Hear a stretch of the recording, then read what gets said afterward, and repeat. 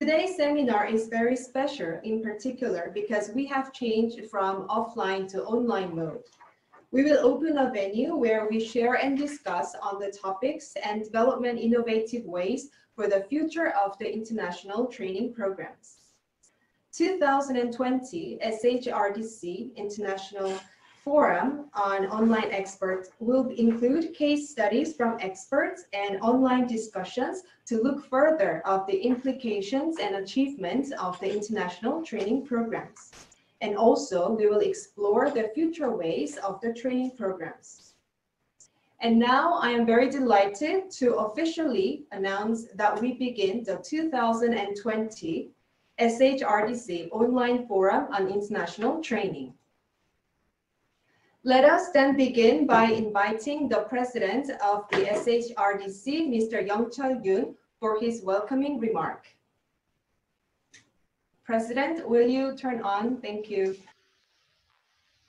안녕하세요. Nice to meet you. I am Hyoung-Zhin, President of the Seoul Human Resource Development Center of the Seoul Metropolitan Government. My sincere gratitude goes to you for attending the SHRDC Online Expert Forum on International Training.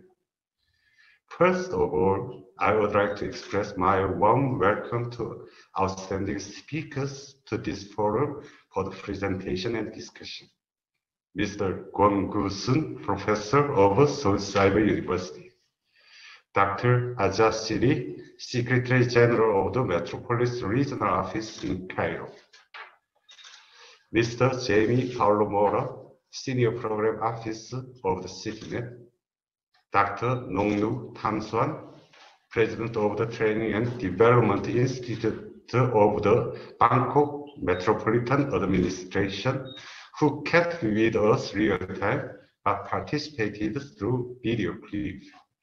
And Mr. Hyoung-Zhin, Doctor of the Seoul Institute, who will serve as a moderator for the panel discussion. And I would like to also thank alumni of SHRDC International Training and foreign city officials from the Graduate School of Urban Science, University of Seoul, for being with us online. Above all, I extend my deepest gratitude to Mr. Kim Hyoung-Zhin, Ambassador for International Relations of the SMG, for accepting keynote speech amid his tight schedule. The global pandemic of COVID-19 occurred in early 2020 was a global upheaval that no one could expect, and SHRDC had to temporarily stop offline training for foreign city officials.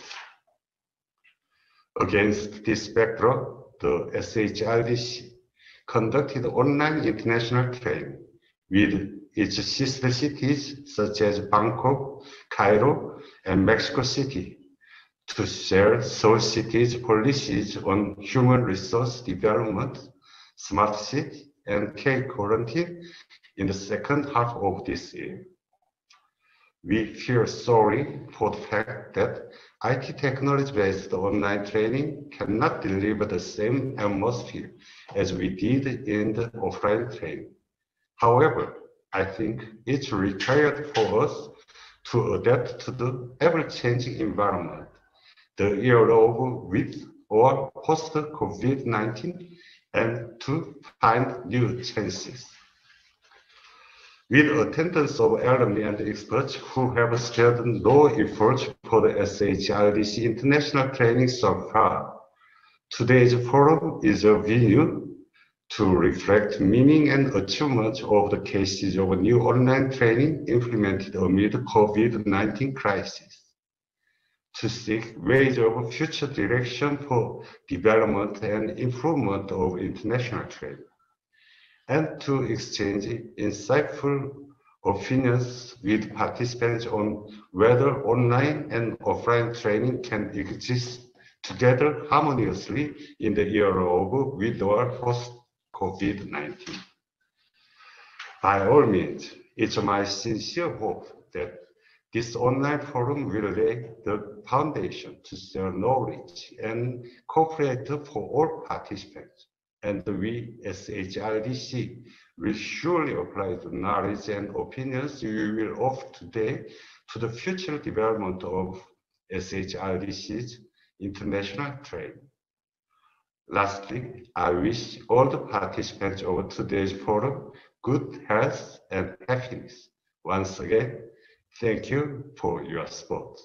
감사합니다.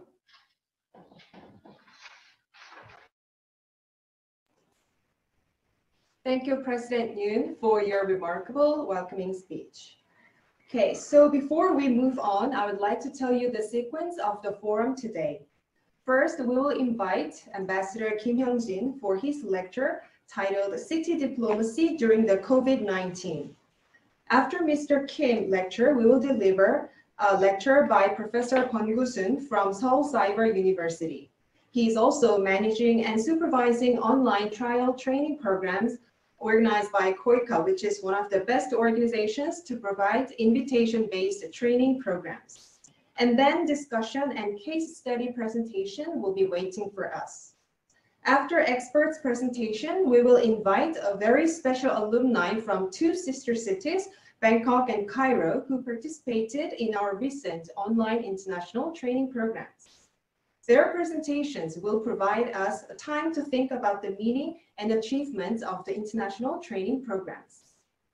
And then we will invite the speakers in the studio here for studio panel discussion. We will share our insights and opinions on how we can better create the online international training programs during this pandemic. And now we will continue with our first keynote speech.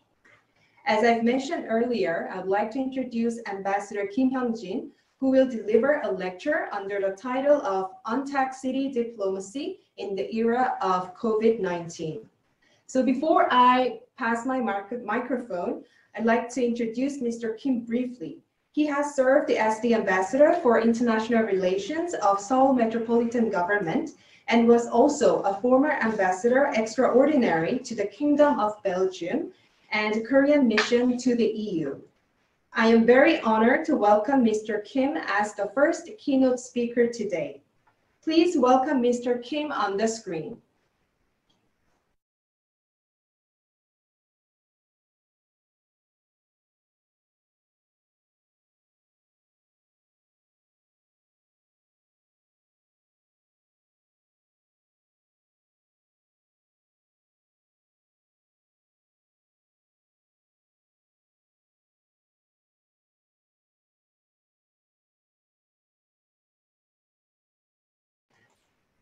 And I'd like to, call Mr. Kim that we start from the first slide.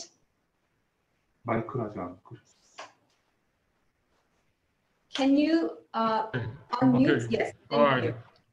Thank you very much. Can you hear me now? Thank you. Yes. Good morning and good afternoon. It is a great honor to give a remark about untact city diplomacy in the year of COVID-19. As I came back from Brussels at the end of last year to take up the current post of Ambassador for International Relations in the Seoul Metropolitan Government, I may begin today's remark with a story from Brussels. A colleague ambassador in Brussels sent me an email to complain about the lack of social interaction. 이게 화면이 안 돌아가는데요. Interaction because of the spread of COVID-19. He said, diplomat without social contact is like a soccer player without a ball. Okay. In fact, Brussels has the largest number of embassies and missions in the world. For a single city, meetings are held there literally back to back around the clock. Now meetings have changed formats there. Social distancing is the norm. many meetings are held online. People accept wearing facial masks, having social distance, and working remotely as a fact of life.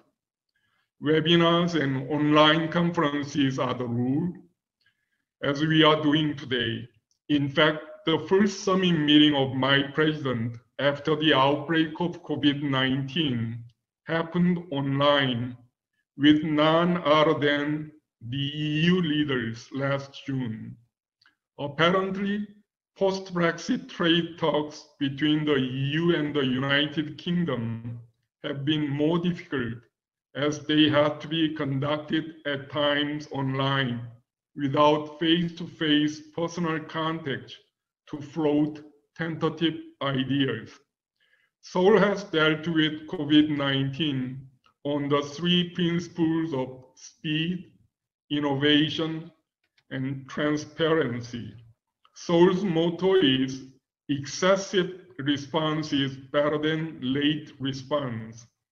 The MERS, Middle East Respiratory Syndrome of 2015 gave Seoul lessons to make appropriate preparations. At that time, there were 186 confirmed cases and 36 deaths in Korea. Especially, Seoul has been making efforts for 3 T's: testing, tracing, and treatment. Extensive tests and active tracing of the virus has helped to assess and contain its spread. Systemic treatment has helped the affected people to overcome the virus, making an effective use of medical assets. But above all, citizens have proved to be the best vaccine with their voluntary precautions and cooperations. However, it has been unavoidable for business companies to be affected by the pandemic, with fewer foreign visitors and overall transactions. The Seoul Metropolitan government has provided assistance to citizens and business people in need to go over this difficult period. It has been a hard balance to strike between public safety and economic activities. In New Delhi in November 2006, the then Chinese President Hu Jintao said, "He who wants to stand up should help others to stand up. He who wants to achieve his goal should help others to achieve their own goals." The current Chinese President Xi Jinping also said, "The Pacific Ocean is big enough to accommodate both China and the United States." However, recently, we have heard mutual recriminations concerning COVID-19, such as Americans calling it China virus and the Chinese insinuation that the US Army might have brought the virus to China. Suddenly, a Thucydides trap between the United States and China has become to sound more plausible. Thucydides, a Greek soldier and historian, wrote on the Peloponnesian War more than 2,400 years ago that it was the rise of Athens and the fear this instilled in Sparta that made war inevitable. As Graham Allison suggested, can America and China escape Thucydides' trap? However, COVID-19 has also been an occasion to realize how we are dependent on each other. The GM, American automobile company, sells more cars in China than in the United States. Tesla, another American automobile company, will produce 25 to 40% of its electric cars in China. This is the interdependence we see in today's world, even if there is mention of decoupling between the United States and China. COVID-19 reminds us again that we cannot live alone and that we cannot prosper alone.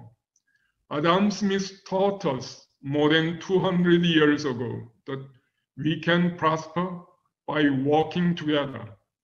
The invisible hand can help us to attain mutual prosperity by having economies of scale. We can let market work and have rule-based cooperation in a multilateral world. Actually, a vaccine for COVID-19 is being developed by a small German company founded by first-generation Turkish immigrants in collaboration with an American multinational company headed by a Greek chief executive. James Goldsboro wrote on California's foreign policy in March 1993 edition of the Foreign Affairs.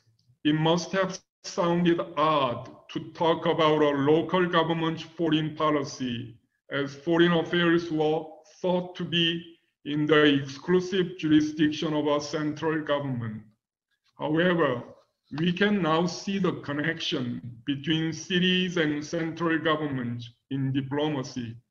In fact, Seoul has many international interactions. The mayor of Seoul makes it a rule to visit foreign cities around 4 times a year. Many foreign leaders visit the Seoul Metropolitan government. At the outbreak of COVID-19 early this year, the mayor of Seoul sent encouraging messages of cheer up in Chinese, 加油, to Chinese people, which were viewed billions of times. Seoul sent medical and other assistances to sister and friend cities in the world and got corresponding helps from them in return when Seoul was in need.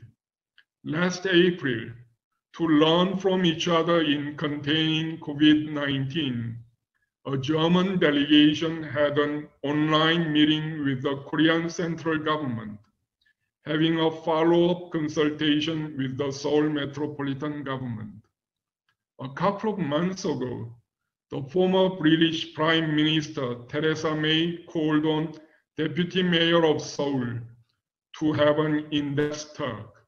She also visited the Operations Center in the Seoul Metropolitan government dealing with COVID-19. The fact that foreign leaders often visit the Seoul Metropolitan government after their meetings with the Korean central government counterparts shows the interdependency of local governments and central government. Foreign diplomats resident in Seoul have frequent interactions and cooperations with the Seoul Metropolitan government too. There are also international organizations among cities. Various meetings of cities are held like UN conventions.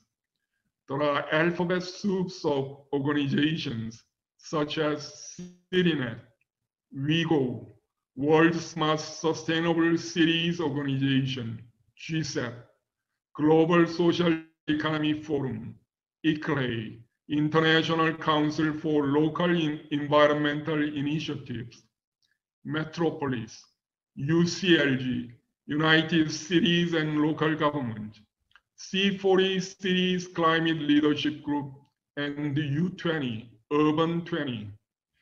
It is not just in diplomacy that cities and central governments complement each other.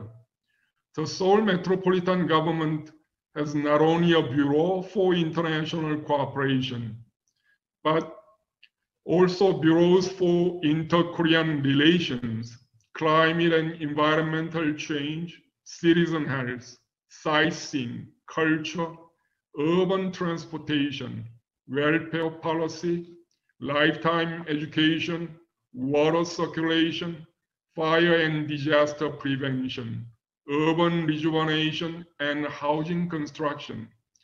These are the areas where the Seoul Metropolitan government works in lockstep with the central government.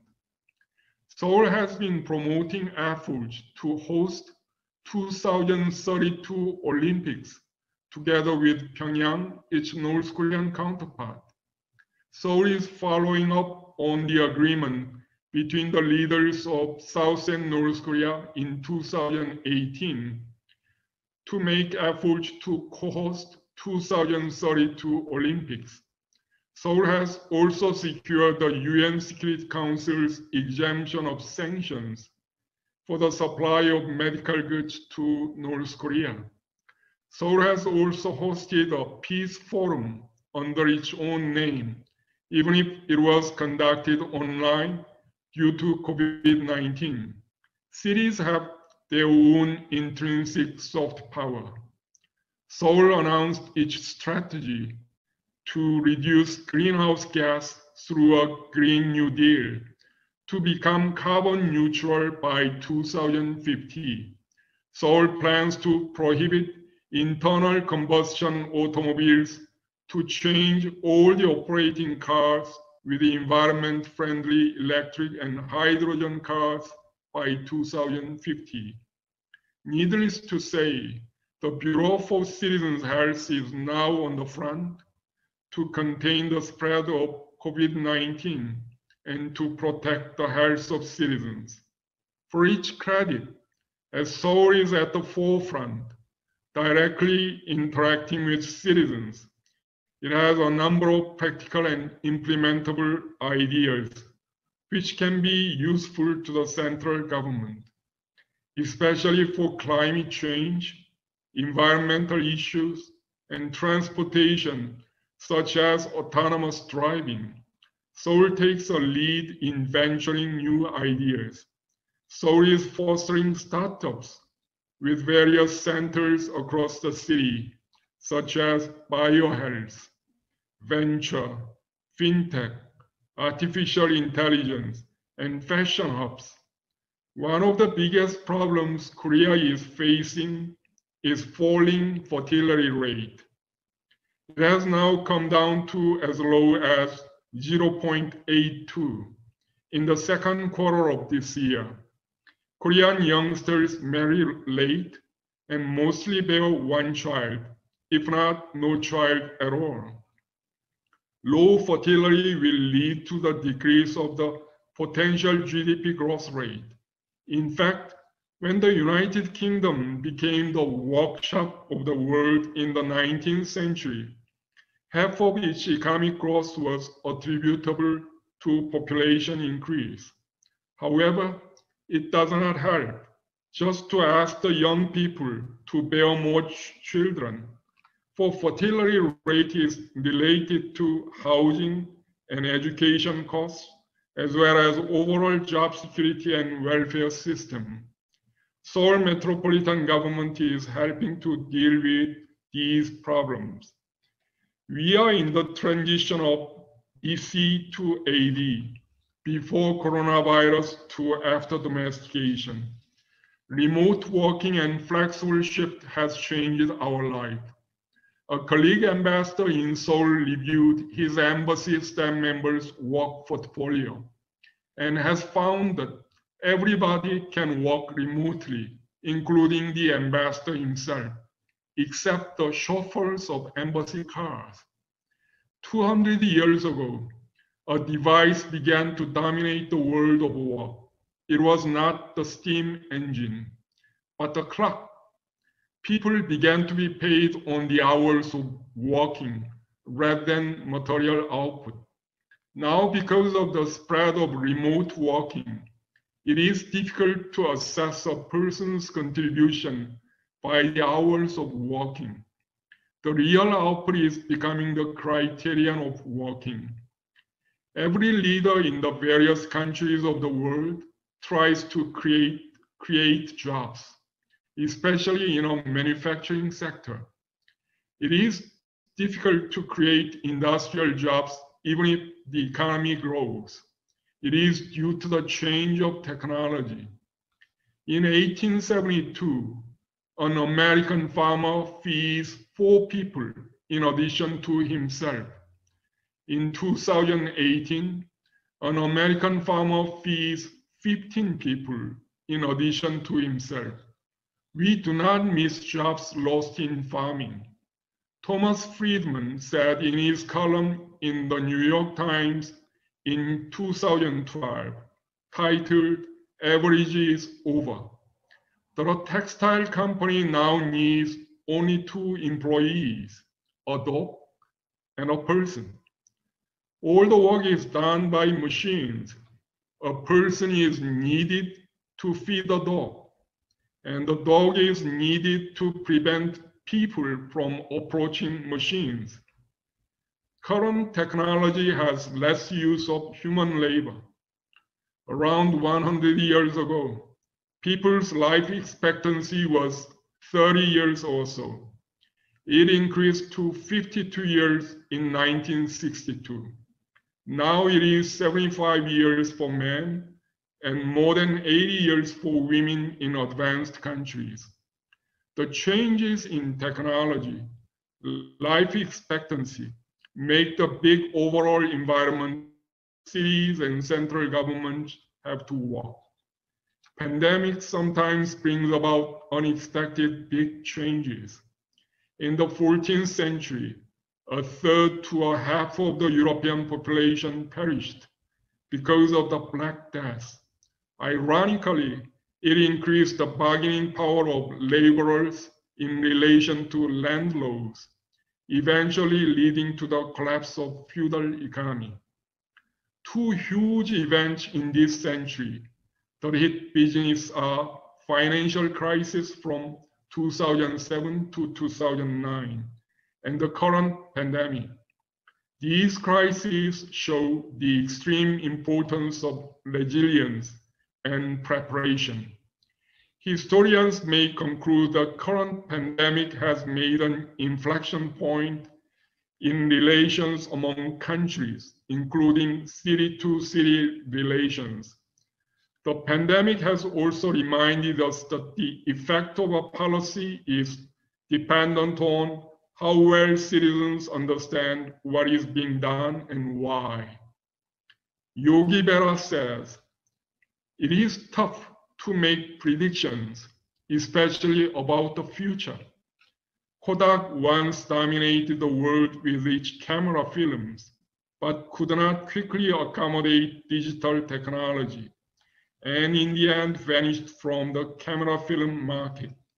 On the other hand, Netflix, which used to rent movie DVDs, quickly adopted new technology and provided services on streaming to become prosperous. 6 most valuable companies in 2006 were 3 oil companies, ExxonMobil, Shell, British Petroleum, 1 electronic company, General Electric, 1 financial company, Citibank, and 1 technological company, Microsoft. In 2016, there were 5 technological companies, Microsoft, Apple, Alphabet, Amazon, and Facebook, and only 1 oil company, ExxonMobil. Technology is changing tremendously fast. Demography sets overall conditions. Cities should be able to adapt fast and satisfy the needs of citizens on the new technology and new demographic basis. Warren Buffett suggests the principles of investment. According to him, rule number 1 is never lose money. Rule number 2 is never forget rule number 1. It is the same with the cities. Rule number 1 should be satisfy the needs of the citizens. Rule number 2 should be never forget rule number 1. In the landmark Opera House in Sydney, Australia, there is a saying, "If we act as if it matters, and it matters, and it doesn't matter, then no matter. But if we act as if it doesn't matter, and it matters, then it matters." Those who work for cities should keep this in mind. I would like to conclude today's remark with a citation of Tonyukuk, a military leader of 4 Goktruk Khagans in the Southwest Asia about 1,300 years ago. Those who build up castles must surely perish in the end. Only those who move incessantly will survive. Thank you very much for your attention. Thank you. Thank you, Ambassador Kim, for your insightful and timely keynote speech today. Thank you very much for your contribution once again. Okay, so now we will continue with our presentations on diverse international training experiences with experts who are joining us via on and offline. For the next speaker, I would like to welcome Professor Kwon Gu-sun from Seoul Cyber University. As I've mentioned, he has also supervised and managed KOICA international training programs.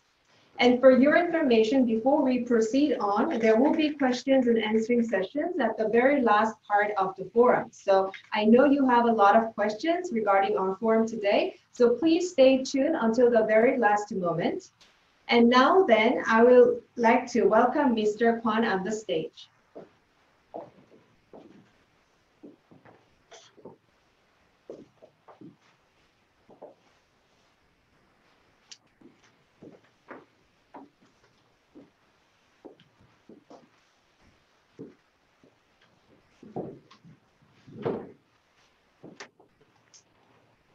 Good afternoon and good morning, distinguished participants. I'm very pleased to be here today on the 2020 SHRDC Expert Seminar or International Training. I would like to express my sincere gratitude to Mr.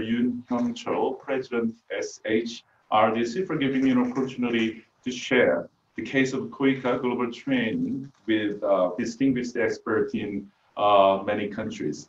My name is Gu-sun Kwon, teaching at Seoul Cyber University. Because time is quite limited, I got just 15 minutes, so let me skip some slides. This is the table of contents that I make a presentation.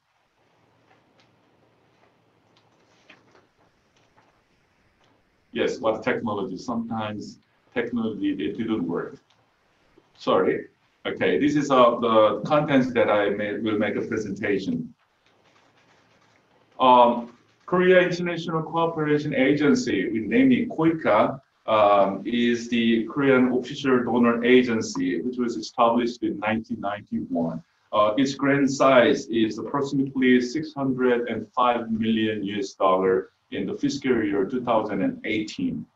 KOICA has implemented a variety of program portfolio, one of which is the KOICA Global Training Program. They have some brand name is training program is a SHRDC. SHRDC is means a seed of crop, and also it stands for capacity improvement and advancement for tomorrow. So SHRDC is a Korea signature human resource development project to design to enable government officers and technicians, researchers, and policymakers in our partner countries.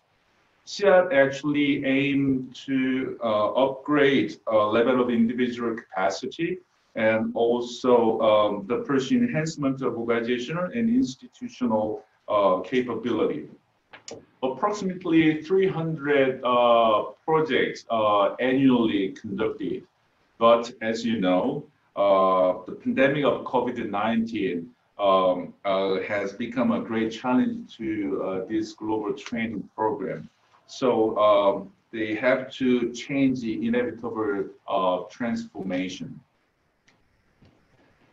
So KOICA made a contingency plan to convert offline training into online training. The question is, who can do it in these circumstances?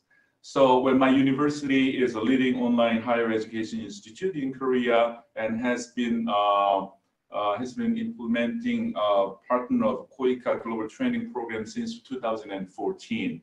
So originally we were scheduled to have a KOICA KOICA Global Training Program in October this year.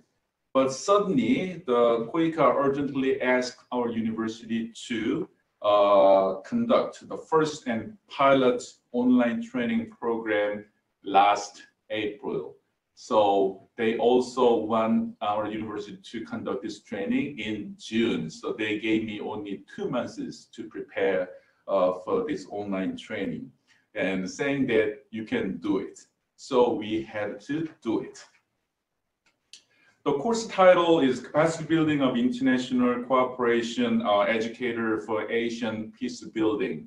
It took place June 12 to 24. The goal of the training is to increase the participant planning and implementation capabilities of peace and development education. It was actually planned to multinational training. Actually, we tried to invite some participants from the Mekong River Basin countries, Cambodia, Laos, Myanmar, and Vietnam. But due to time constraint, we targeted only one country in Cambodia. So we invited 21 participants from Ministry of Education, Youth and Sports, and Cambodia Mine Action and Victim Assistance Authorities, actually public sector, and Cambodian Red Cross and Youth Council of Cambodia, and Youth for Peace Cambodia is the civilian sector. The facilitators, as you see the slide, are mainly Korean, while we invited one Canadian peace building trainer. And I assigned to each different topic to our facilitators according to their expertise. And also we organized a task force team for running this online training program. It is made up of 4 units. Course learning units, content development unit, and learning management platform units, and administration and finance units. One of the challenges that we had to overcome was to develop multidimensional and effective training methodology in which participants could actively join the training and enhance interaction. Therefore, we adapted a triple blended model, including non-real-time e-learning content, is ready-made e-learning contents, and real-time webinar, and finally, intensive and offline-based group works. So this is a kind of the methodology we adapted to implement more effective and interactive online training. As a principal facilitator and team leader, actually, I opened 24 hours Telegram because our participants from Cambodia, they are using, they actually use Telegram. So I opened my Telegram for 24 hours to question and answer and give feedback and those kind of interaction. This is our curriculum. We have actually 4 modules, which is sequence the theory and concept. And second module is a methodology. The third module is a case study and application. The final is a really important factor of our module is the country report and making action plan. So main outcome, important outcome of our training is an action plan to be applied to our participants' working place. So daily program, the first day busy, but beginning is often. So it's start is okay. So we have an online opening ceremony, we have orientation, and we have a webinar for orientation of Google Classroom that we used for our learning platform and methodology action planning and country reporting section. This first day, we focused to maintain attention of a participant because my participant is not very familiar with this kind of online training. So we actually try to maintain attention of our participant and also broaden interface between facilitator and training via through the interaction of the webinar. And also we analyze the participant capability to use their platform because it's also used to them, it's so new to them. So we actually give a consultation how to use this platform. The day 2 and day 3 became some stabilized. So we actually run ready-made lecture and followed by discussion, and also lecture and followed discussion. So we actually, in these 2-3 days, we assess the trainees' cognitive knowledge, because we put on the quiz to assess their the learning of the contents. So also we intervene in action plan early, because time is quite limited. So we ask our participant to plan the action planning in earlier stage. Yeah, day 4 is easygoing. The methodology of conflict analysis, application conflict analysis. It is mainly the e-lecture. The day 5 we became a bit turbulent, because we have to organize the 3-dimensional the webinar. Our peace building trainer from Canada and Korea and Cambodia. Those 3 networks should be integrated for one seminar. So and then we found in day 5 overcome dilemma of quiz, because we gave opportunity to our participants to unlimited trial of quiz. So their score is very high. So we took another alternative assessment to give them one-time final exam to assess more detailed and precise the learning of the contents. Day 6 and 7 is the return to busy day.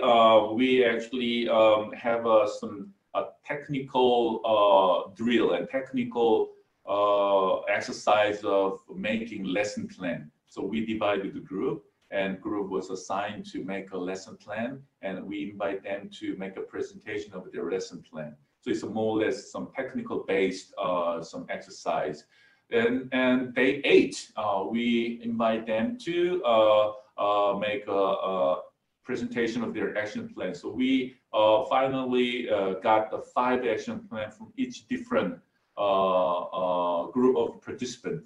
For example, Cambodian Red Cross Road Safety Campaign and Education, and Cambodian Mine Action Authority is a global citizenship education through the Mine Risk Education Network, because they have built already the Mine Risk Education networks. So they actually propose how use this network to implement global citizenship education.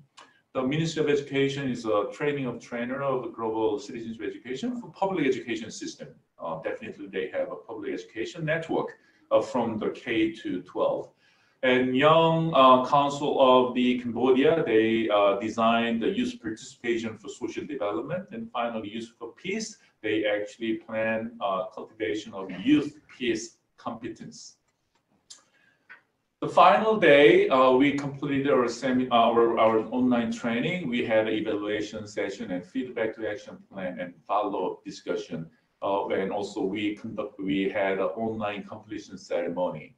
When we opened our learning platform next couple of days, because they want to revise their action plan more detailed and more sophisticated action plan. So we actually extend our closure of our system in 1 week. As you see, we have some virtually. The certificate of completion was presented, and also we selected 3 excellent participants. So we virtually also conferred the prize for 3 excellent participants. Okay, the overall performance of our training program. Actually, before we started our training program, we set the goal of our training divided 4 criteria. The first is academic achievement was measured by the pre and post survey, how they learn new topic. We actually selected the 3 main modules, and we actually measure how they understand, how they acquire the knowledge of those 3 modules. So averages, actually our goal is 91%. That is average score. The criteria is average score of the training of the previous year. Is already suggested by the Kuika, but the research is surprisingly 100. So we are we also very surprised how the participants, you know, point out the 100%. I don't know why, but it showed that the evidence of the online learning is not that, I mean, it's more than our expectation because we expected just meet our goal, but our performance is more than our expectation. The overall satisfaction score is 91% is our goal, but the result is 87.6, is a little bit behind our goal. But the score 91 was the previous year satisfaction rate of the offline-based training. So, you know, we have online training, so we have a different criteria. So I think 87% will be new reference of the online training, the satisfaction rate. The third is the relevance of action plan to the application, how their action plan could be applied to their working place and environment. Actually, the goal was 81%. It is average score of the training of the previous year, offline training, but our result is 84%, is a bit higher than the previous the score. Finally, we actually proposed this competence of peace and development education. Is our independently developed the score. It is made up of the three areas: so knowledge, attitude, and practice. So how we measure was knowledge is our we counted the quiz, the result of quiz score, and also final exam score. The attitude is we monitor our webinar, how our participant actively participating. This also score. The practice of the learning lesson plan assessment. So we bit below our goals. 85 points is our goal, but 82%. But outcome of our online training is we actually can say that we show the alternative model of the Kuika Global Training Program. Nobody can predict this COVID-19 pandemic will be prolonged. Nobody knows now. So our online training could be one of the alternative model of Kuika Global Training Program. It could be blended or purely online. I don't know, but it could be it's a good model, alternative model of the global training. We have 5 action plans, but that action plan could be put in practice with the partners with Korean NGOs. Actually, I matched Korean NGO to our participant to proceed and put into action their action plan. The third is one of the outcome is we actually made a facilitation of the interface and cooperation between public sphere and private sphere in areas of peace and development education, which is a quite sensitive issue and sensitive theme in Cambodian context. And also finally, the commitment application of local online training by Ministry of Education and Youth Council of Cambodia. They learn our online training methodology. They actually plan to conduct their own online training, lessons learned from our online training. This next year's scenario is really easy. The COVID-19 is under control, then we will have an offline training next year.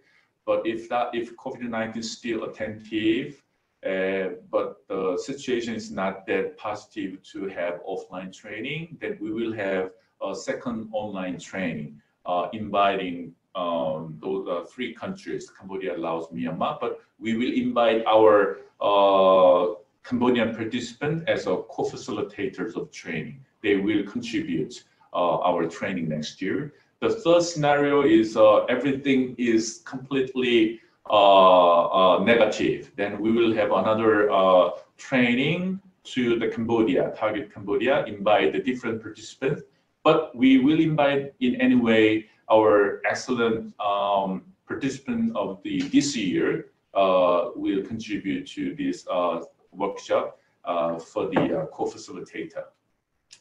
Okay, Q&A will be done the end of this seminar. So thank you for your attention. I will see you later in the panel discussion. Thank you.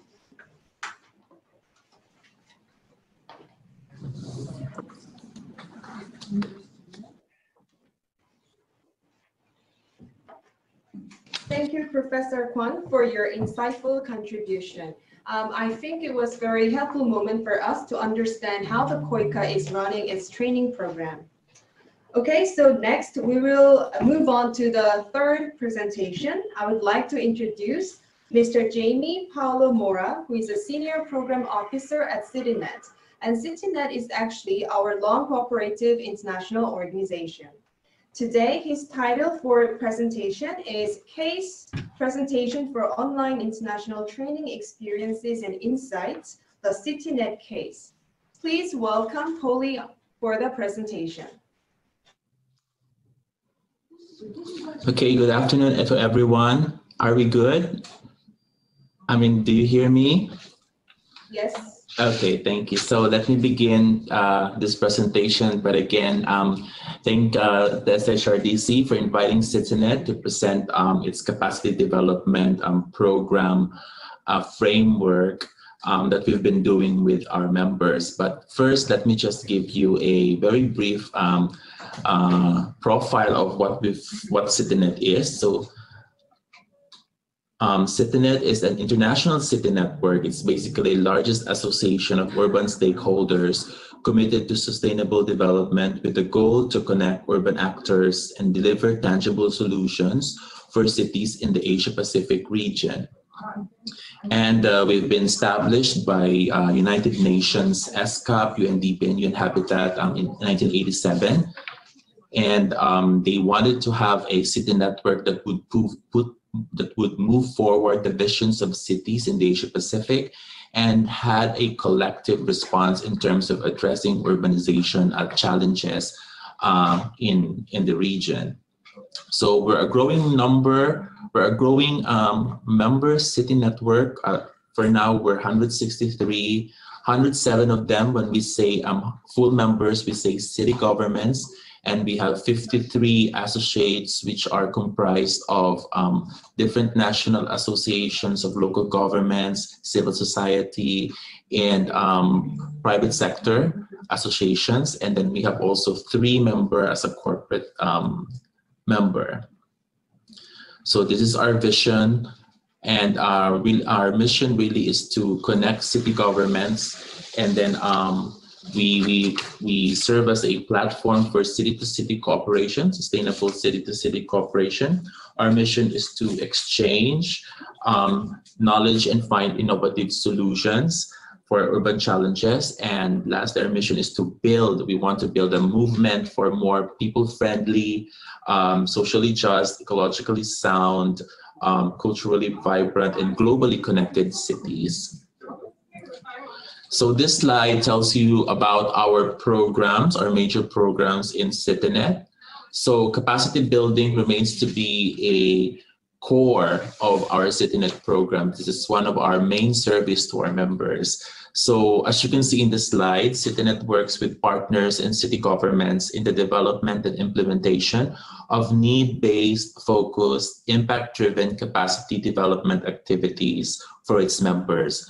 We are not a technical service provider because we don't really have an in-house experts that will train our members, but we're more of as an enabler. We're more of as a platform for our cities to learn and foster city exchanges. So as you can see here in the slide, first we have our Urban SDG Knowledge Platform, which is a website where we can upload most of our best practices of our members, not just within Asia, but also globally. And then number 2 and 3, these are the workshops and training that we do regularly. Our workshops are more peer-based, more practical, more grounded, so that people can really relate. Our local government officials can really relate to the solutions that's being discussed in order to provide the capacity by themselves based on their needs. And as you can see on the number 3 slide, we work with partners. with different partners in the region to meet our members' needs. And we also do have short-term to medium-term projects, and we have our external partners like EU and KOICA who help us provide the resources to implement projects for our members. And in terms of thematic areas, we're more focusing on disaster resilience, smart city development, sustainable transportation, and urban infrastructure. So, of course, we usually do it off-site around the region in collaboration with our partners all year round. Sometimes we do it in Kuala Lumpur, we do it in Penang, we do it in Seoul. But of course, this year, because of COVID, we all turned to online in terms of the delivery mode to our members. So as you can see in the slide, based also on the need, we had a series of consultation on rapid response to COVID-19. We had different webinars organized with our partners with at least a total attendees of 1,000, at least in 6 sessions. We also had a series on a session on climate change through our climate leadership program. And this first week of December, we're also busy coming up with a lecture series on resilient cities for Northeast Asia. So we all are focused, we all went to the online mode this time. So it's also a bit of a challenge also for us because we had to do it. There's a lot of coordination. There's also a lot of redesigning the program and to make sure that it's also a good and smooth learning process from both participants and from us, from the Secretariat.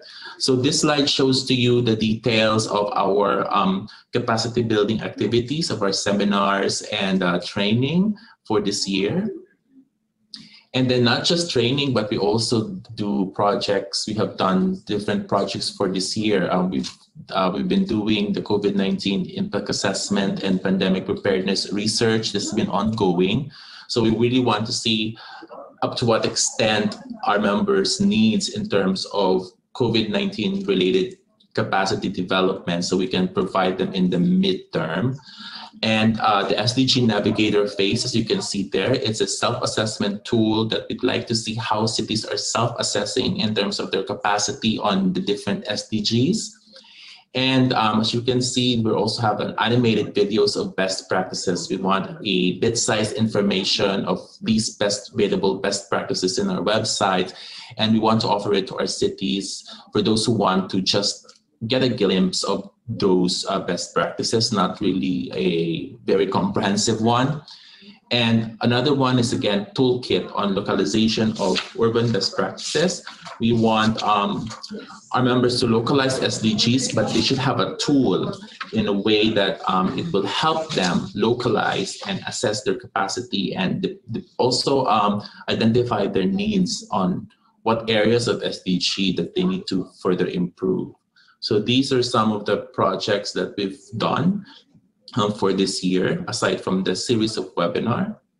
So for 2021, we have this timeline. Hopefully, we really do hope that next year is going to be better in terms of the situation. But this is more or less still subject to detail, but these are generally our activities.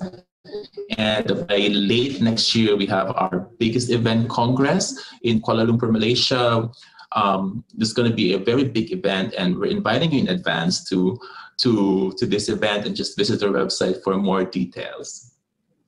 So insights and way forward in 2020, CityNet didn't really have much choice, but we've utilized online meetings like Zoom, Microsoft Teams, and WebEx, and we've upgraded subscriptions to accommodate more people in our different meetings and webinars.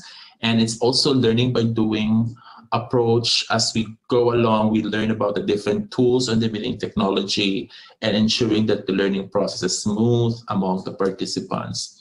So for 2021 as a way forward, we will continue to utilize and upgrade our capacity on online learning mode because we think that I think for the first 6 months of the year, it's still mostly online, but we really hope that we can have at most the blended learning, like different phases on the learning process in our capacity development. Let's say we do online on the first few months of next year, and then we have a culminating activity on the late quarter of next year, so that people can also experience face-to-face.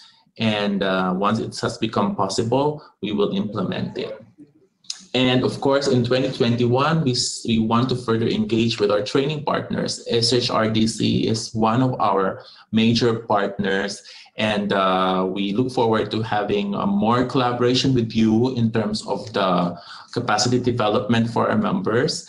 And we want to also develop a more complementary approach to online program delivery for cities in the Asia Pacific. Worth mentioning, not just in Seoul, but we have our partners in India, New Delhi, HUDCO, the Housing and Urban Development Corporation, and Kuala Lumpur Regional Training Center in Kuala Lumpur, Malaysia. That's our regional partner in Malaysia in terms of giving trainings. And also our Think City Institute in Penang, which is also our partner in capacity development for our members. So we will forge partnerships with them in 2021 with renewed vigor, and hopefully face-to-face at the end of later part of next year.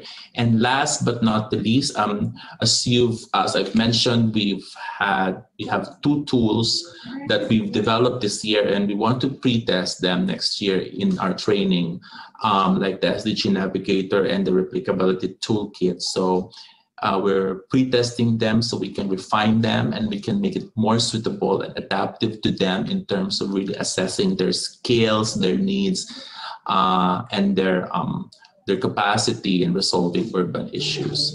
So again, thank you, and that's about my presentation, and I look forward to engaging with you during our open forum.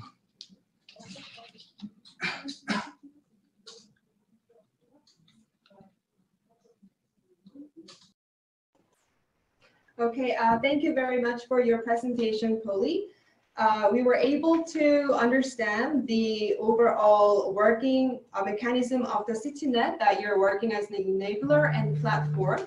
And also we look very much forward to the cooperation in the next coming year. Now it is time for us to listen the real experience for the international training from our alumni.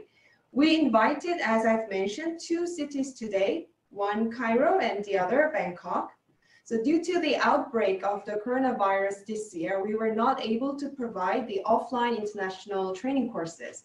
So instead of that, we switched to online training courses. And in the second half of this year, we provided 3 programs to 3 cities. So among the 3, we invited Cairo and Bangkok today. So first, I'd like to invite Dr. Azza Siri, who is the Secretary General of the Metropolitan Regional Office in Cairo, for her presentation. So Doctor, are you ready with your presentation? Yes. Okay, yes, please continue.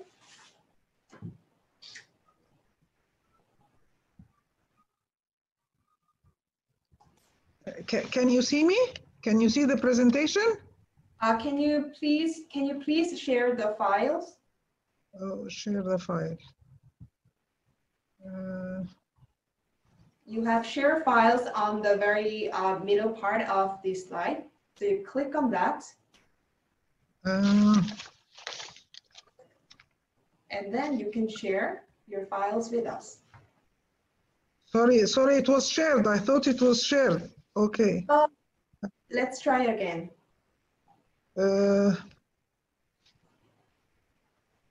So the green button in the middle of the slide.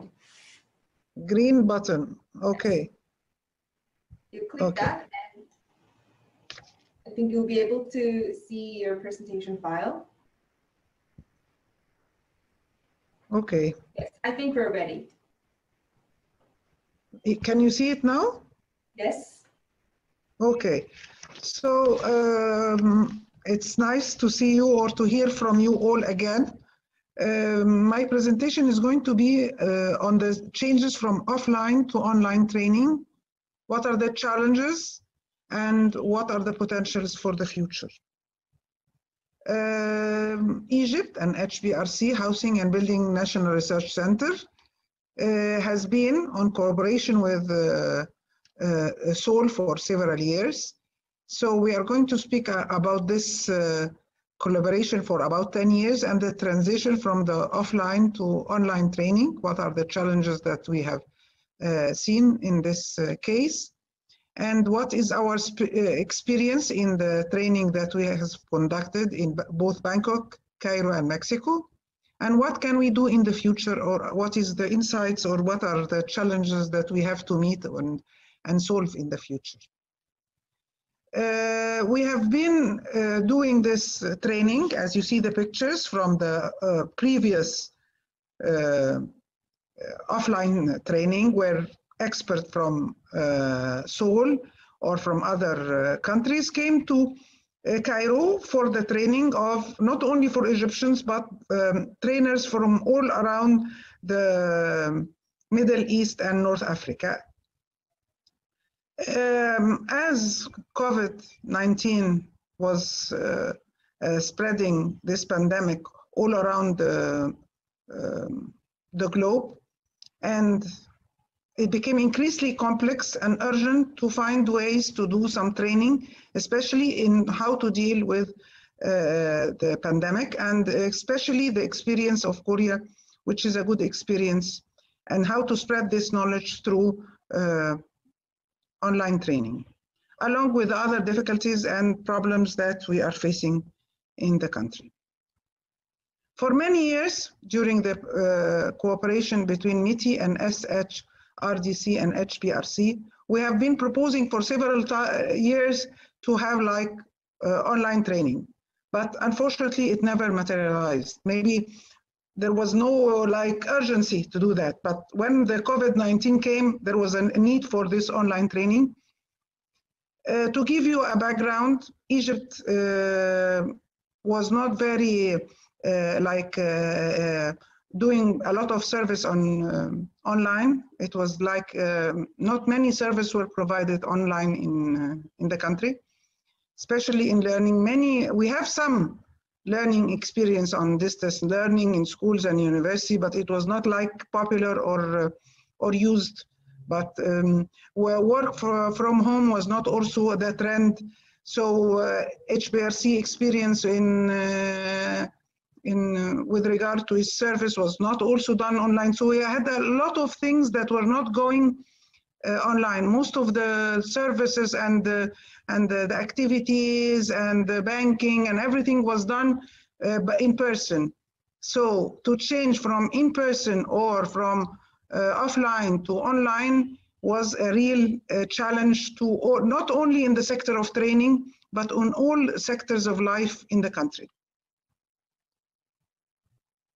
The Egyptian government, seeing that we have to do, the reaction of the government was that if we are going to do everything without interaction, cities and regional governments need to have the know-how to change from offline to online, needs to have the suitable framework and the resources to deal with this new demands on the internet, how to develop the know-how to overcome the inequalities of people not having a computer, not having accessibility to internet, not having the ability or the knowledge to use the computer and use the machines and use everything not in person. The Egyptian society also had to deal with this challenge of not being accustomed to using technology, not being accustomed to using maybe the bank machine, not to be accustomed to using online service, not accustomed to this. So the society itself tried to develop, as most of the services were trying to change into automated or machine or online service. The citizens themselves try to change their habits and customs and try to maybe find ways to get access to computers and service via online.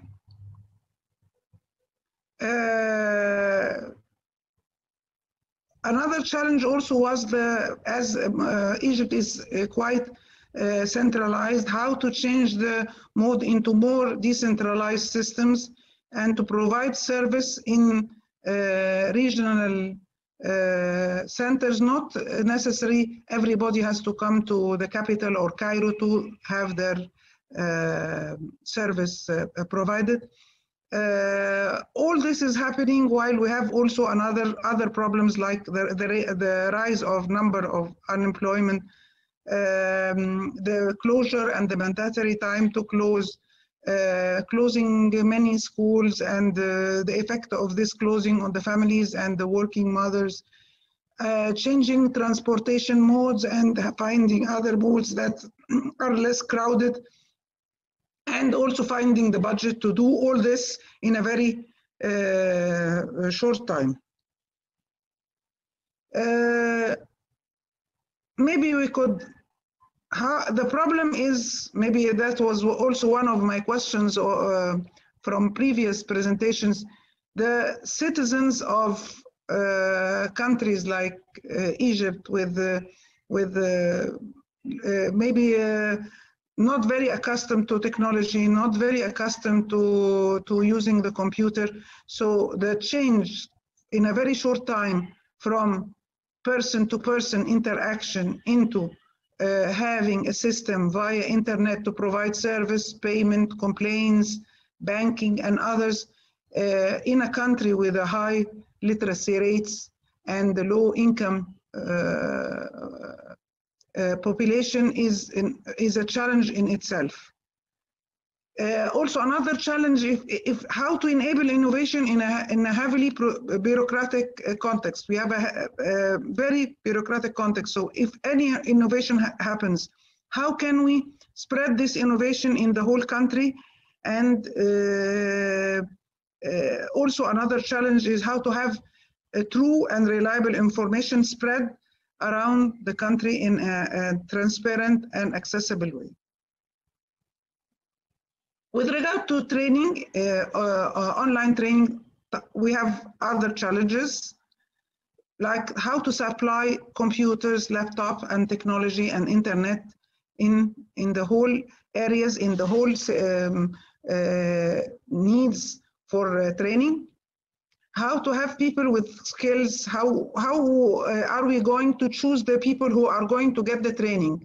If we are going only to choose the people with skills and digital skills, then we are like, we are not reaching all the needs. We are reaching part of the needs. Also the challenge of remote learning and remote assessment. And of course, the inequalities of if you don't have access to a computer or internet, probably you will not get any online training. Also, the infrastructure in the country is not that powerful. How are you going to have less time for this online training if you have to maybe have a longer time to have this training? Pictures from the previous training where there was group work and where the people met and where there were like interaction, where there was a closing ceremony, where there is people like build relation between each other. Compare it to people meeting, even if you are in the same group of training, you meet on a platform, you meet see the face of the trainers, or even only read the name or the abbreviation of his name, so you don't really meet in person.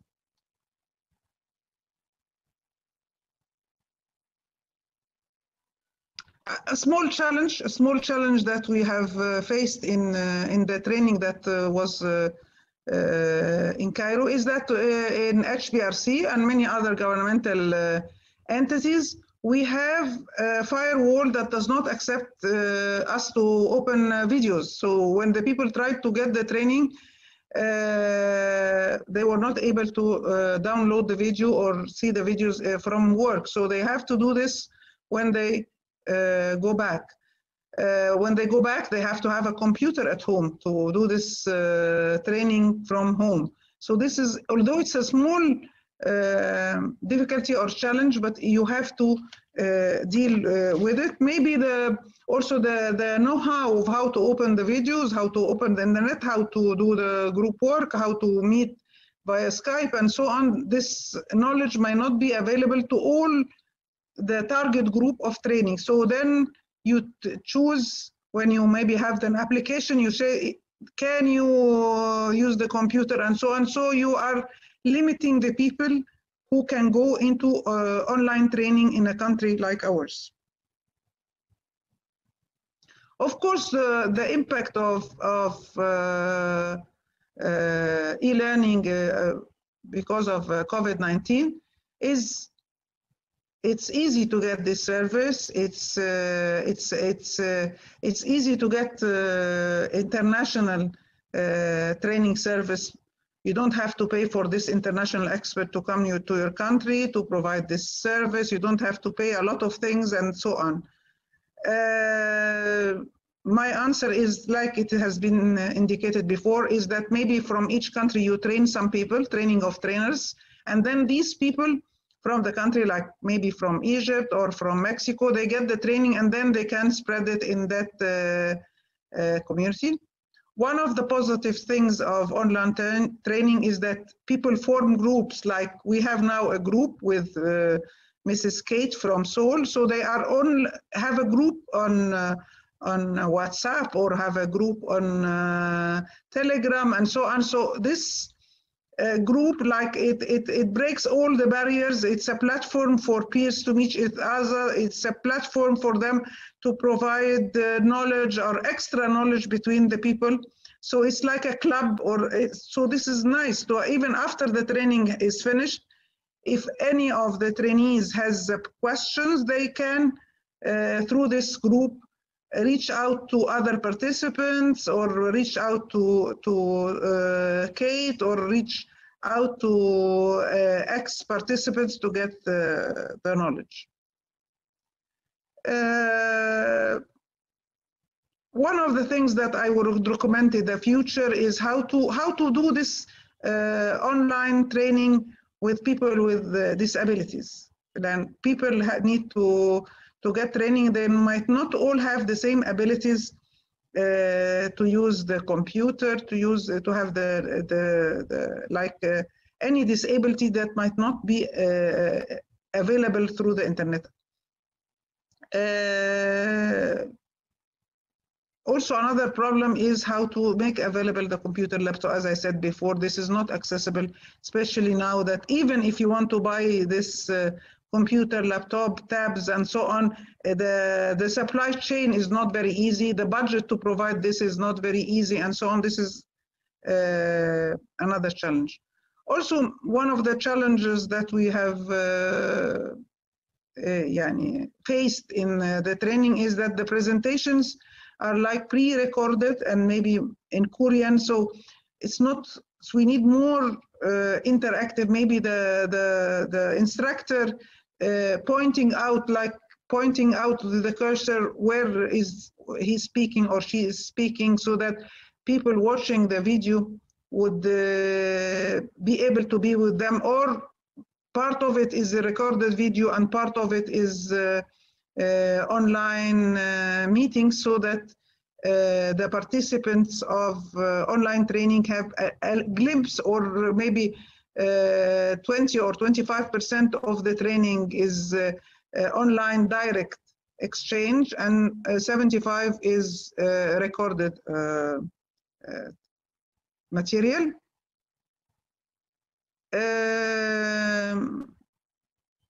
So, and at the end, I would like to end, but now we have new training methods and online training. Maybe after COVID, we will have a problem of returning back or recovering to the methods that we were used to in the past. And I will be open to any questions in the future. Thank you very much. Thank you, Doctor, for your presentation. We as the provider of the education, we are always very happy to listen and hear about how our trainees felt of the programs that we provided. And as I've also mentioned, we will have the questions and answering sessions at the very last part of the presentation of the forum. So please stay tuned. And now we will invite our Bangkok alumni to listen on their experience of the SHRDC Online International Training. Dr. Nonglu Tamsuan, who is the president of the Bangkok Metropolitan Administration Training and Development Institute, will deliver us the presentation on her experience and cases of the international training through the video.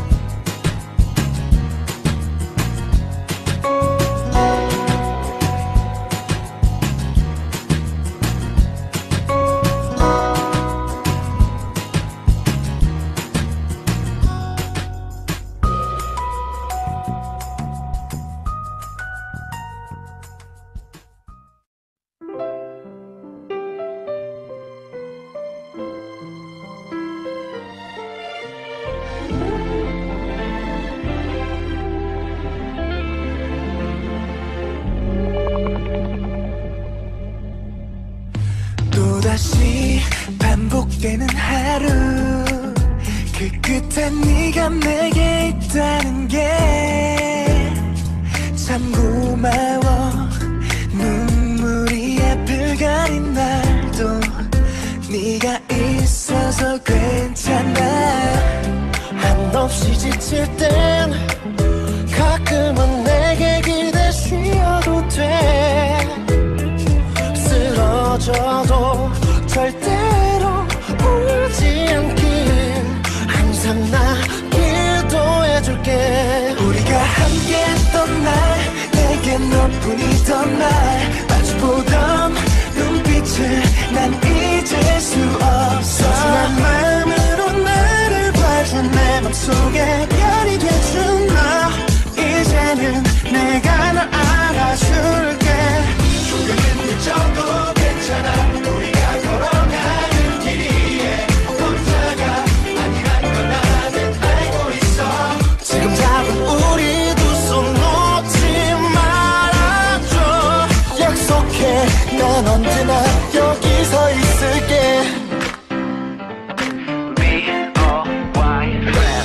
2011년 5월 26일 절대 잊지 못해 우리 첫 기념일 무슨 일이든 곁에서 내 힘이 돼준 널 더 아끼고 보답할게 늦더라도 세상 모두가 네 등을 진다 해도 널 감사 나둘게는 그래왔던 대로 너의 발맞춰 나도 걸어갈게 내 숨이 붙어있는 하늘 너와 함께할게 우리가 사랑했던 날 가끔 눈물 났던 날 나를 보던 눈빛을 난 잊을 수 없어 이렇게 오랜 시간이 지나도 마주보며 웃을 수 있게 내 곁에 네가 있어야만 해 조금은 늦어도 괜찮아 우리가 걸어가는 길 위에 혼자가 아니란 걸 나는 알고 있어 지금 잡은 우리 두 손 놓지 말아줘 약속해 난 언제나 여기 서 있을게 내가 빛나지 못했을 때도 아무도 알아주지 않아도 넌 언제나 내 곁에서 힘이 되어 날 일으켜 다시 꿈꾸게 해줬지. 우리가 함께 했던 날 내겐 너뿐이던 날 마주보던 눈빛을 난 잊을 수 없어. 난 마음으로 나를 봐줘. 내 맘속에 별이 되준 너 이제는 내가 널 안아줄게. 조금은 늦어도 괜찮아. 우리가 걸어가는 길이에 혼자가 아니란 걸 나는 알고 있어. 지금 잡은 우리 두 손 놓지 말아줘. 약속해 난 언제나 여기 서 있을게.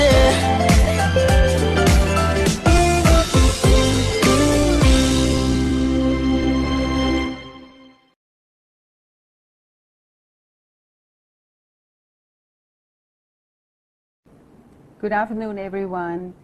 The BMA Training Development Institute, BMA TDI, originally planned to visit Seoul in early February 2020 for an on-site training program to develop the officials' view and experiences on HRD innovation, which is the essential part to the BMA HRD policy and plans.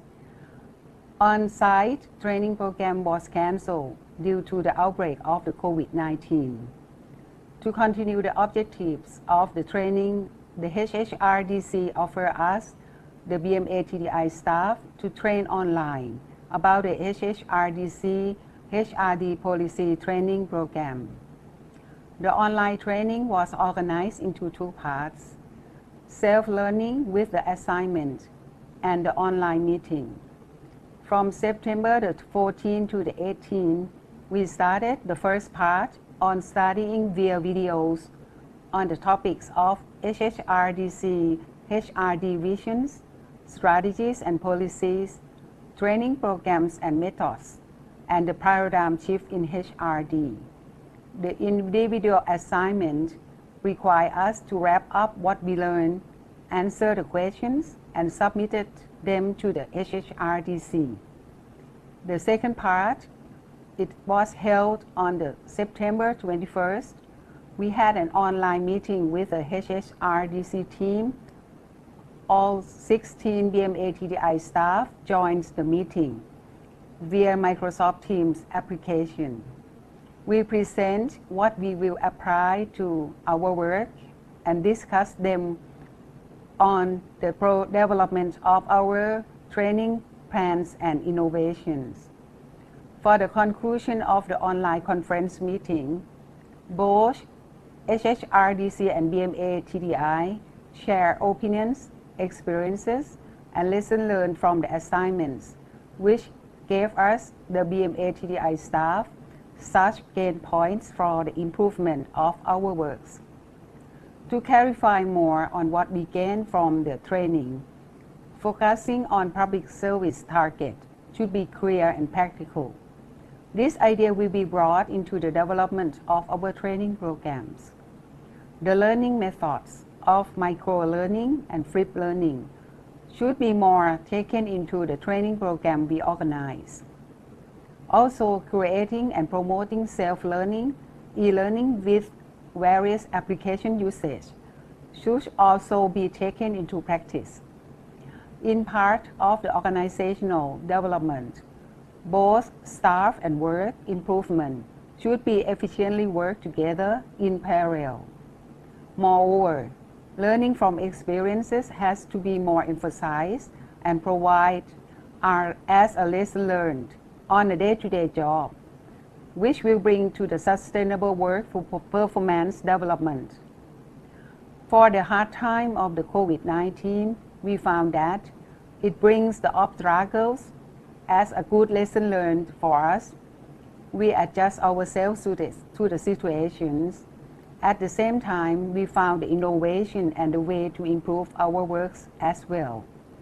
Self-studying, online training, learning from experiences, and action learning are all necessary tools to the BMA HRD. We, the BMA TDI, would like to thank SHRDC President, Mr. Hyoung-Zhin, and all staff who are always with us, learning and sharing many interesting ideas. We never felt that the obstacles of the COVID-19 could affect our opportunities to learn with the professional staff of the SHRDC. Thank you very much.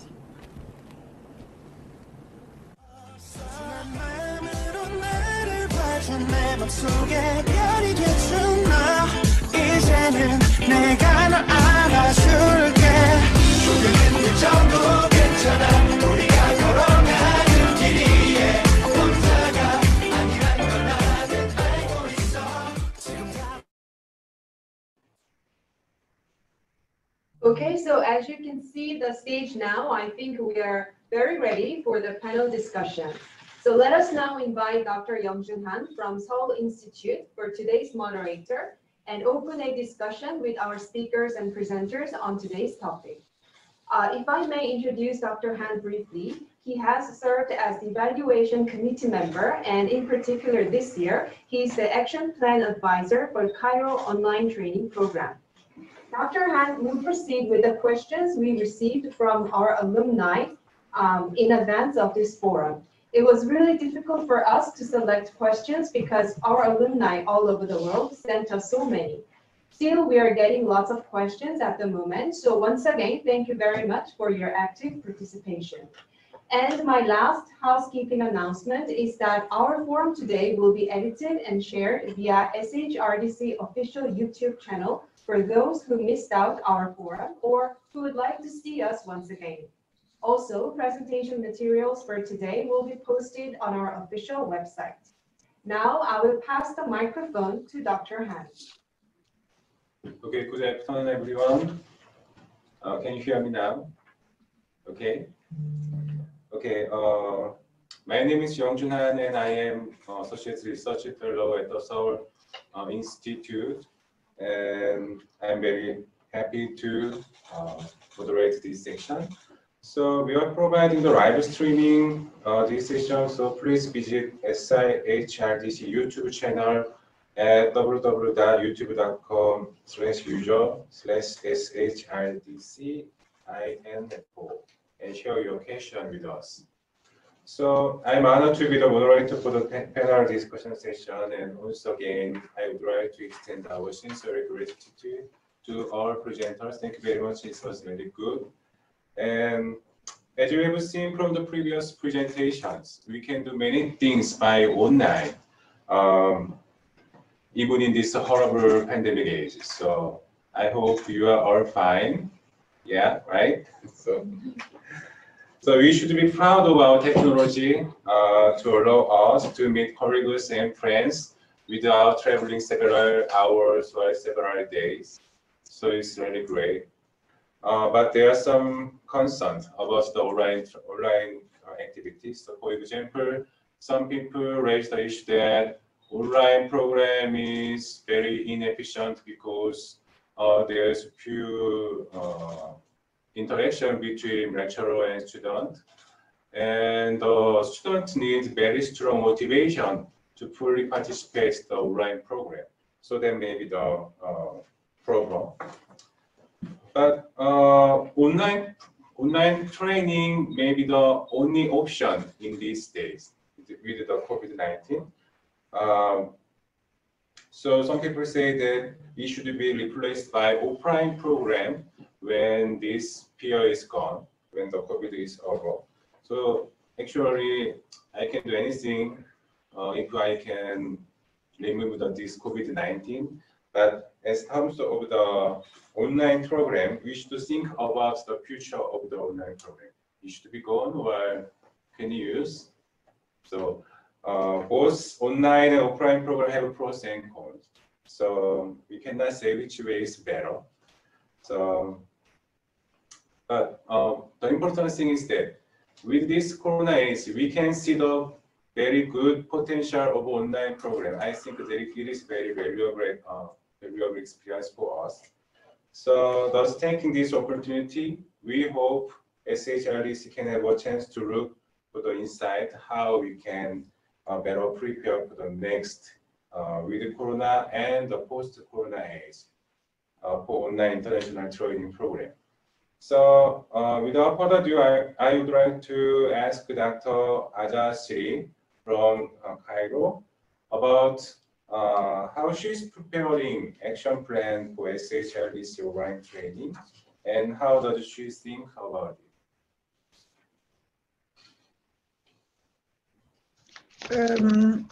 I would like to speak a little bit about the course in Cairo. The participants come from several agencies. They are not in this, they don't work together. Some of the participants work in HBRC, some of them work in Cairo Governorate, some of them are from public universities. So physically they are not from the same place, but they have formed groups online to make the action plan together. The groups to make they have each one has to have an essay, and then they have group work together for the action plan. So even this, they do it mostly also over online because they are not able to meet because they come from different agencies. They might meet there in the same city, but some of them even are not from Cairo. Some of them are from Cairo and some of them are from another city. So to develop the action plan, they do it also online. So it might be interesting to have several people from several agencies in the same training, to have like different prospects and perspective of work. But this adds also the challenge of having action plan by group work, not even meeting, even if not like the case of Bangkok when they are from the same agency, or what I saw in the video is that they were meeting, physically meeting in the room, but in Egypt they are not meeting even in the they can meet via Skype, via telephone, they can call, but they are not physically in the same place. If this answers the question. So in your presentation, you mentioned about some barrier about the online program, such as the internet speed or availability of a laptop or some kind of firewall. So actually, I also have a similar experience when I work from home. So my son is also started to homeschooling. But unfortunately, I only have one laptop in my home.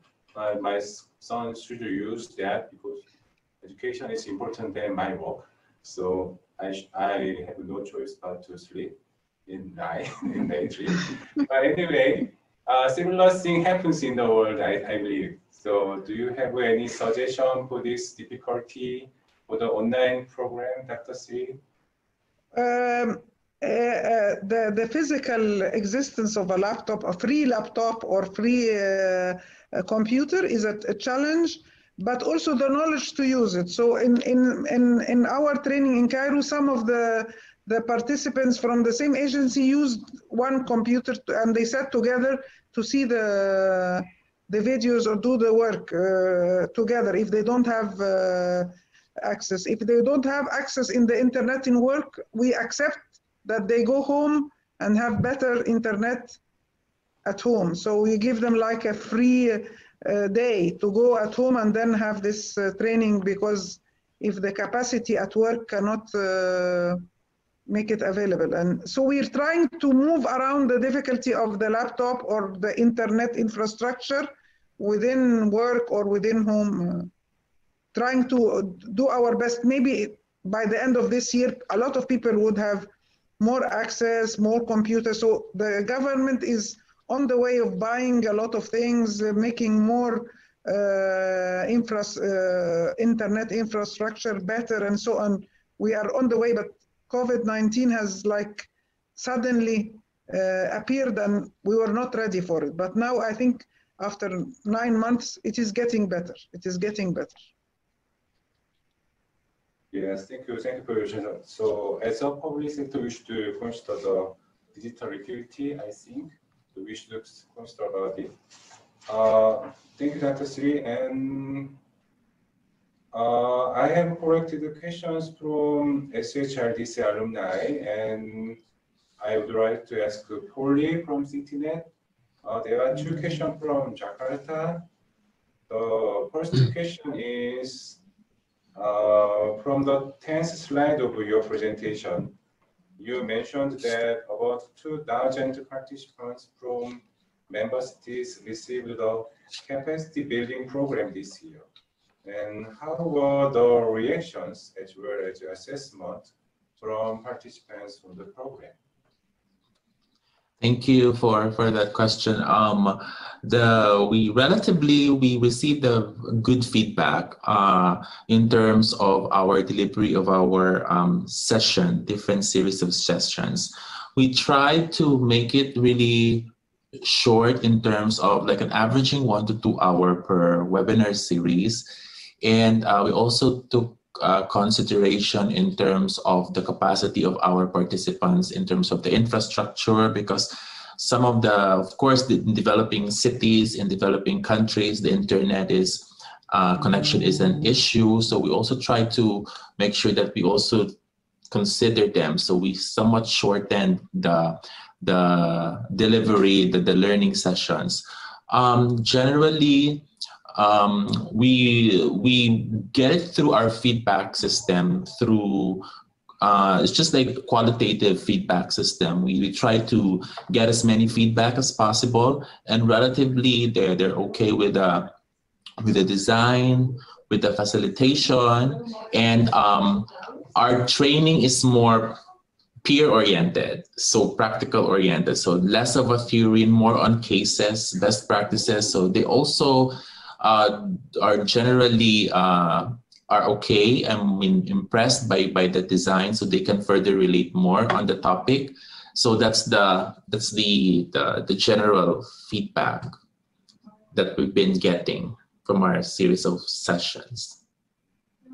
Okay, there are another questions. So along with this, how does the CityNet evaluate the performance of the online capacity building program that was implemented in 2020?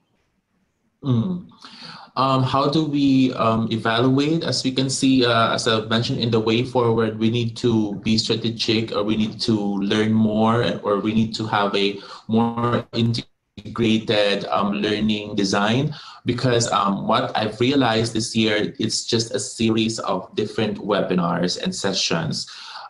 We didn't really take account like there's a midterm objective as to the different parts of our program.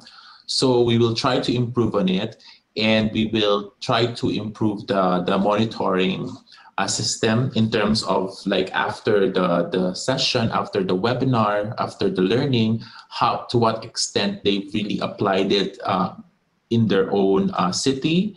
So we will introduce that one. That's why the tools that we've developed this year are a big help in terms of answering to that question on how we can further enrich our capacity development in terms of really seeing a clear line as to the input and to the outcome of our training. Okay, thank you. And I would like to ask to Professor Kwon. So how do you see the future of online training after hearing all this presentation and Q&As? Oh, it's so difficult question to predict how online training will contribute to this various type of international training program. I don't think the online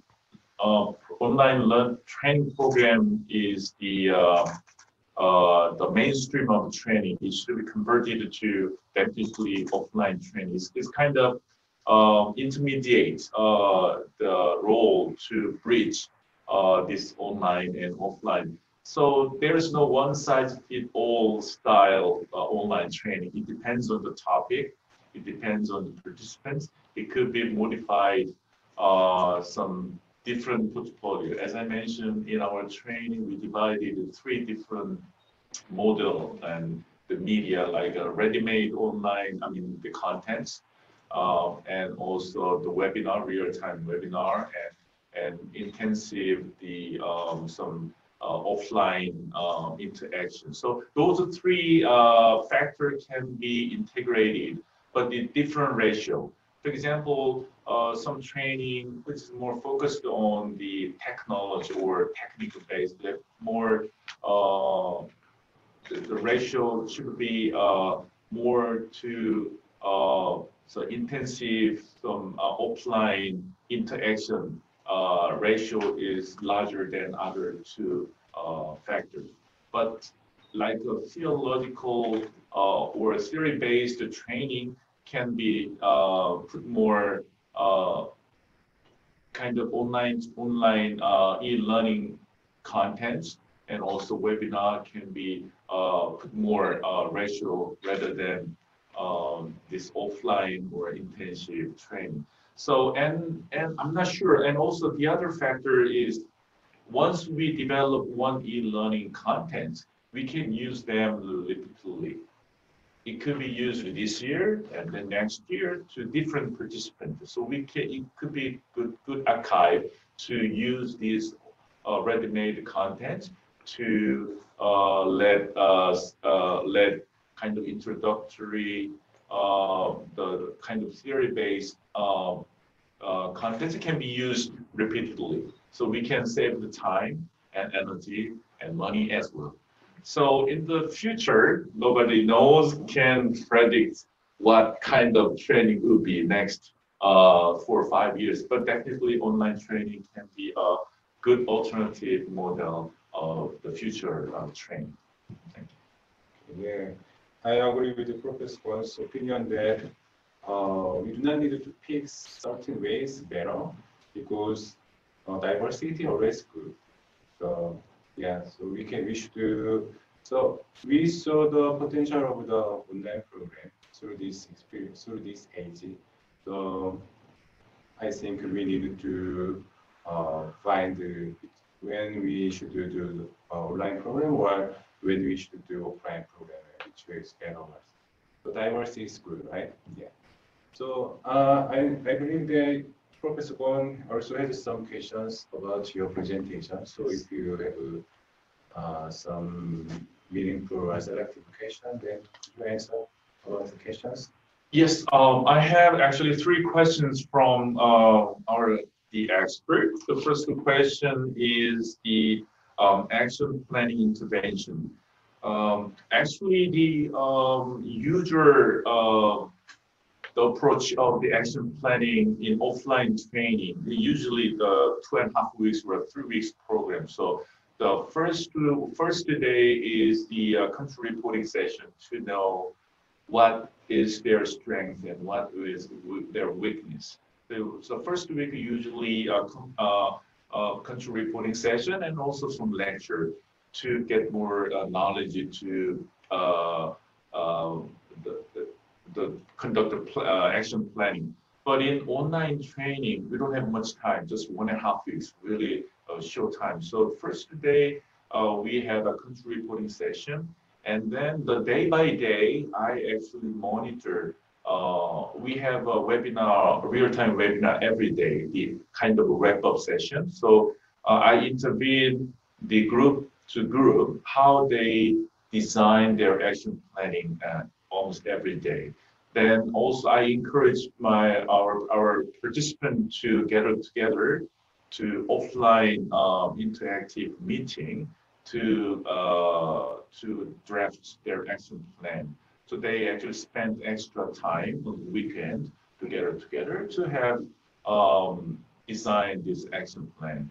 So that is one of the success factors of our training to get intervention, this action planning from the beginning, and also in the monitoring in the middle stage and the last stage.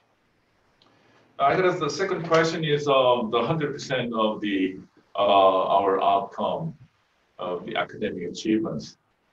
Actually, I don't know why we got 100%, but my analysis is that